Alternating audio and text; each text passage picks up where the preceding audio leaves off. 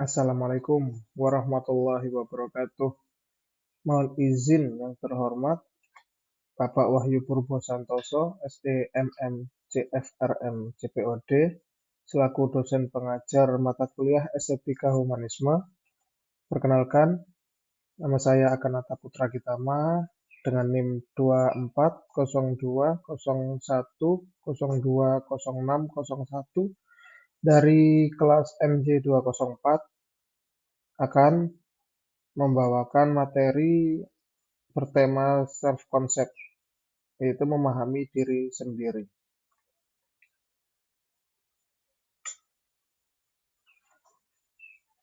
Jadi, apa itu self-concept? Self-concept adalah gambaran diri atau pemahaman seseorang tentang siapa dirinya.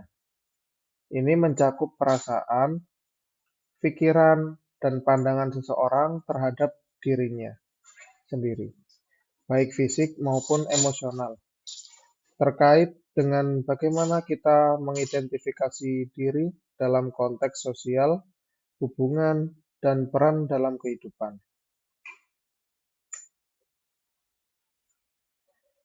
Elemen-elemen self-concept atau konsep atau komponen utama self-concept. Yang pertama ada self-image, yaitu bagaimana kita melihat diri sendiri. Misalnya, tampilan fisik dan keterampilan. Kemudian ada yang namanya self-esteem, yaitu bagaimana kita menilai diri sendiri atau perasaan harga diri atau penghargaan terhadap diri. Kemudian yang ketiga ada ideal self, yaitu citra diri yang ingin dicapai atau aspirasi pribadi.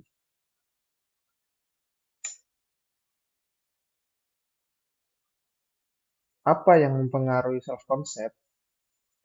Yang mempengaruhi self-concept ada 3. Yang pertama, pengalaman pribadi, yaitu peristiwa hidup dan pengalaman individu membentuk pandangan diri.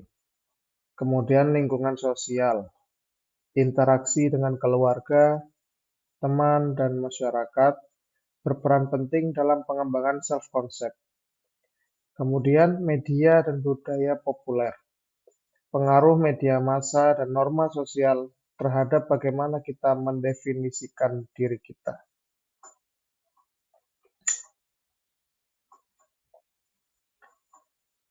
Mengapa self-concept itu penting?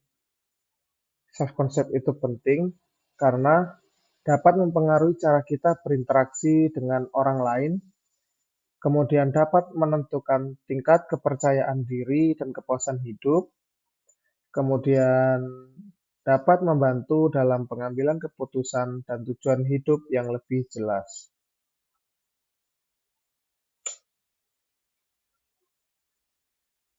Pandangan psikolog terhadap self-concept.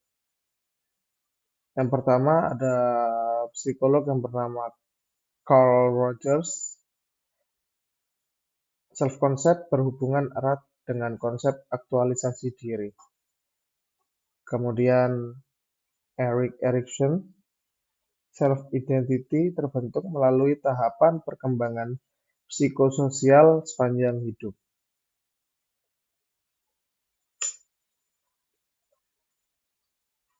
Bagaimana cara meningkatkan self-concept?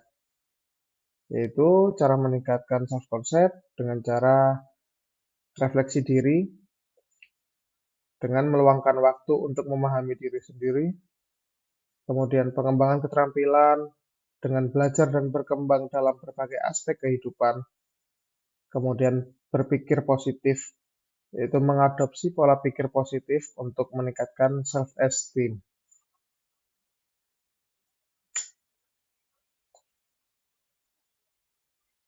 Kesimpulannya, self-concept adalah gambaran diri yang terus berkembang sepanjang hidup. Pemahaman yang baik tentang self-concept membantu individu mencapai potensi terbaik mereka. Mengelola dan meningkatkan self-concept dapat membawa dampak positif dalam kehidupan pribadi dan sosial. Sekian materi self concept dari saya. Jika kurang mohon dimaafkan sebesar-besarnya. Terima kasih Bapak Wahyu Purbo selaku dosen matkul Estetika Humanisme. Akhir kata dari saya, wassalamualaikum warahmatullahi wabarakatuh.